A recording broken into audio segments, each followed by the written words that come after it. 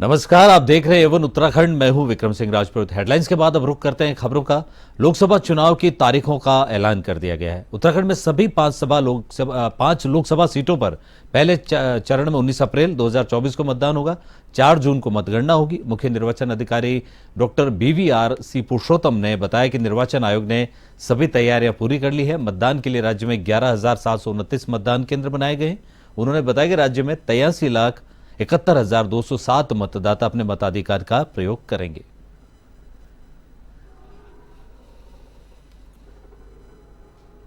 ये बहुत सारे पत्रकार बंधु हमसे ये पूछते हैं कि यहाँ पर क्योंकि पहाड़ी राज्य है, जाने में दिक्कत रहता है, ऐसे कितने बूथ है। सो हमारे पास P3 मतलब 3 दिन पहले P-3 पोलिंग डे के 3 दिन पहले जो पोलिंग पार्टियाँ जाएगी वो लगभग 30 है। P-2 ये 1,155 है और P1 जैसा आपको बता दिया है कि 10,544। जनपद चंपावत अंतर्गत पहले चरण में 19 अप्रैल को चुनाव होंगे। उसी क्रम में जनपद चंपावत में धारा 144 लागू कर दी गई है। इस दौरान बिना अनुमति के किसी प्रकार का चुनावी प्रचार प्रसार अवैध माना जाएगा। इसके लिए अतिरिक्त 11 टीमें गठित की गई है, जो ये सुनिश्चित करेगी कि अगले 24 घंटे में किसी भी सरकारी परिसंपत्ति में अगर चुनावी पोस्टर या बैनर होर्डिंग लगे तो उसे हटाया जाएगा। इसके बाद अगर कोई अपनी निजी संपत्ति में बैनर लगाना चाहता है तो उसे विधिवत अनुमति लेनी पड़ेगी।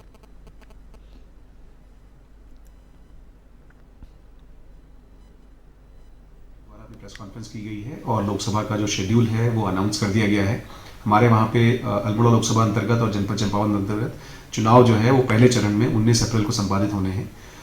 उसी के क्रम में आज जनपद चंपावत में समस्त जनपद में धारा 144 लागू कर दी गई है और इसमें प्रतिबंध ये रहेगा कि किसी भी प्रकार का चुनावी प्रचार प्रसार वगैरह बिना अनुमति के जो है वो अवैध माना जाएगा। इसके अतिरिक्त मॉडल कोड ऑफ कंडक्ट को इम्प्लीमेंट करने के लिए हमारे पूरे जनपद में 11 टीम्स गठित की गई हैं, जो ये सुनिश्चित कर रही हैं कि अगले 24 घंटे में किसी भी सरकारी परिसंपत्ति में यदि किसी प्रकार के चुनावी बैनर, पोस्टर, होर्डिंग्स आदि लगे हैं तो उनको हटाया जाएगा। उसके अगले 24 घंटे में निजी संपत्तियों में भी इस प्रकार के बैनर्स, होर्डिंग्स अगर हटाए जाएंगे और हम इंश्योर करेंगे कि 72 आवर्स में सब प्रकार के इस प्रकार के जितने भी बिना परमिशन के होर्डिंग, बैनर्स अगर हैं उनको हटा दिया जाए। बीजेपी ने इस बार पौड़ी और हरिद्वार लोकसभा सीटों पर अनिल बलूनी और हरिद्वार से त्रिवेंद्र सिंह रावत को चुनावी मैदान में उतारा है। माना जा रहा है कि इस बार तीरथ सिंह रावत और डॉक्टर रमेश पोखरियाल निशंक को पार्टी कोई नई जिम्मेदारी देगी। भाजपा के प्रदेश अध्यक्ष महेंद्र भट्ट ने कहा कि तीरथ जी और निशंक जी को बड़ी जिम्मेदारी दी जाएगी, क्योंकि निशंक पूर्व में प्रदेश के मुख्यमंत्री और केंद्र में शिक्षा मंत्री भी रह चुके, तो तीरथ 2 बार सांसद रहे। उन्होंने कहा कि हमारी पार्टी की पद्धति है कि जिस कार्यकर्ता को जो कार्य करता है उसमें अपनी निपुणता दिखाए। देखिए, पार्टी जब ऐसे निर्णय लेती है तो उन कार्यकर्ताओं भविष्य की चिंता करके लेती है। तो जो कार्यकर्ता आज लड़ रहे हैं वो भी कई समय से पार्टी के और कार्यों में लगे हुए थे। अब जिनको नहीं लड़ाया जा रहा है तो निश्चित रूप से पार्टी उनको कोई न किसी काम में लगाएगी, क्योंकि लंबे समय से हमारे पुराने कार्यकर्ता हैं, मुख्यमंत्री रहे हैं, केंद्र में मंत्री भी रहे निशंक जी, और तीरथ जी 2 बार सांसद रहे, मुख्यमंत्री रहे। तो किसी कार्य को तो छोड़ा नहीं जाता है। कार्य का विभाजन समय के साथ बदलता है और ये हमारी पार्टी की पद्धति है। जिस कार्यकर्ता को जिस काम में लगाया जाता है उस काम में निपुणता से काम आगे करता है और पार्टी को बढ़ाने में सहायक सिद्ध होते हैं। उत्तराखंड एजुकेशन वेलफेयर सोसाइटी की ओर से कोटद्वार के कलाल घाटी में लगाए गए सैनिटरी पैड बनाने का काम शुरू कर दिया गया है। प्रधानमंत्री ग्रामीण स्वच्छता अभियान के तहत यह काम शुरू किया गया है। उत्तराखंड गौ सेवा आयोग के अध्यक्ष पंडित राजेंद्र अंतवाल ने इसका उद्घाटन किया। उन्होंने कहा कि प्रधानमंत्री ग्रामीण स्वच्छता मिशन के तहत ग्रामीण क्षेत्र की महिलाओं के स्वास्थ्य के लिए सरकार द्वारा कई योजनाएं चलाई जा रही है, जिसका लाभ बड़ी संख्या में महिलाओं को मिल रहा है। अभियान है जिससे स्वच्छता के साथ साथ स्वास्थ्य की भी को भी लाभ होगा और ये रोजगार भी सृजन होगा। अभी हमने एक यूनिट का स्वच्छता मिशन के तहत जो ये डायपर बनाने की एक मशीन का उद्घाटन किया है। भीमताल शहर की पार्किंग 2 साल बाद भी अस्तित्व में नहीं आ सकी है। 3 स्थानों पर पार्किंग के लिए भूमि तो मिली, लेकिन कहीं भी अब तक पार्किंग फाइनल नहीं हो सकी है। पर्यटन के लिहाज से हम भीमताल में पार्किंग नहीं होने से कारोबारी परेशान है। हालांकि कारोबारी मान रहे हैं कि जमीन होने के बाद भी प्रशासन किस बात का इंतजार कर रहा है। पार्किंग नहीं होने से सड़कों पर ही गाड़ी खड़ी रहती है। प्रशासन ने 2 साल पहले मत्स्य विभाग के साथ शिक्षा विभाग की जमीन को पार्किंग के लिए चिन्हित किया। सरकारी फाइल देहरादून भी पहुंची, लेकिन अब तक भी इस समस्या का हल नहीं खोजा जा सका है।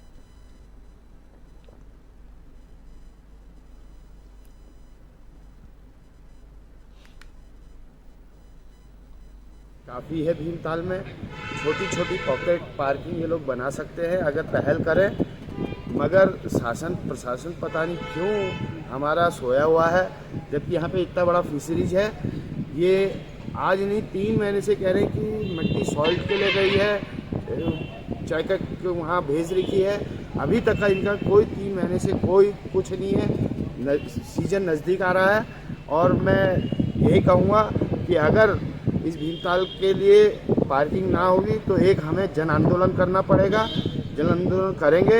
इन्हें हम अभी भी आश्वस्त करते हैं कि डीएम साहब से अभी इनकी मीटिंग हुई थी, हमने उसमें भी कई प्रस्ताव रखे, मगर आज तक किसी पे काम धरातल पे नहीं। अल्मोड़ा पुलिस लाइन में तैनात एक कांस्टेबल की गोली लगने से संदिग्ध परिस्थितियों में मौत हो गई। आनन फानन में सिपाही को जिला अस्पताल लाया गया, जहां चिकित्सकों ने उसे मृत घोषित कर दिया। यह गोली गलती से चली या जानबूझकर कांस्टेबल ने इस घटना को अंजाम दिया, फिलहाल पुलिस इसकी जांच में जुटी हुई है। वहीं इस घटना से पुलिस विभाग में हड़कंप मच गया है। हमारे ये पुलिस लाइन में तैनात एक कांस्टेबल है सुंदर, जिसको गोली लगी है। तो गोली अब किस कारण से लगी, क्या वजह, इसकी हम जांच कर रहे हैं। फिलहाल अभी इसको हॉस्पिटल लाया गया, जहाँ इसको घोषित कर दिया गया है। अभी पंचनामा की कार्रवाई चल रही है, परिजनों का हम वेट कर रहे हैं। उसको पंचनामा भरा के फिर पोस्टमार्टम करा के जो भी होगा वो उसमें डिस्कस करेंगे हम लोग। बाकी क्या कारण है, क्या वजह है, किस कारण से, उसकी भी जाँच की जाए।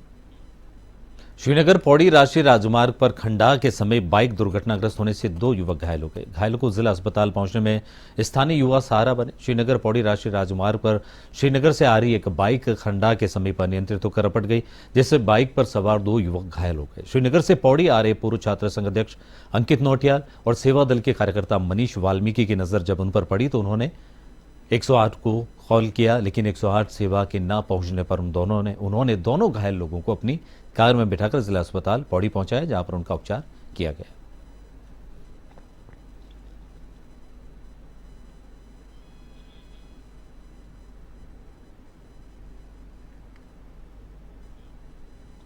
एवन उत्तराखंड में फिलहाल इतना ही। एवन टीवी पर खबरों का सिलसिला लगातार जारी है, देखते रहें एवन टीवी।